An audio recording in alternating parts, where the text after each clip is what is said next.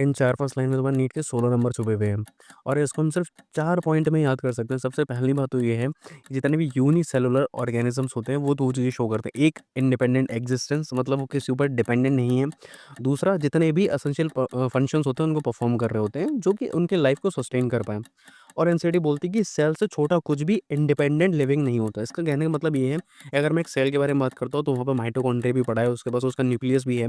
तो इस इन स ये सब मिलकर एक सेल बना रहे हैं। अगर मैं माइटोकॉन्ड्रिया को बाहर निकाल दूँ, जो कि power house of the cell होता है, तो वो इंडिपेंडेंट नहीं रह सकता, मतलब ज़िंदा ही नहीं रहेगा।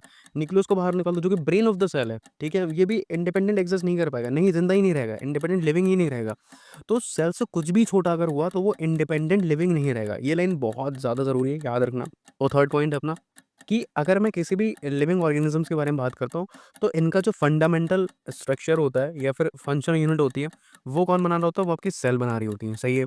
एक साइंटिस्ट था जिनका नाम था एंटोन वॉन लीवेनहॉक, इन्होंने फर्स्ट टाइम देखा था लिविंग सेल को। और एक दूसरे साइंटिस्ट थे जिनका नाम था रॉबर्ट ब्राउन, इन्होंने न्यूक्लियस के बारे में बताया था। और इलेक्ट्रॉन माइक्रोस्कोप जो था, उसका जो इम्प्रूवमेंट हुआ, तब हमको और सारे स्ट्रक्चर्स देखने को मिले थे सेल के।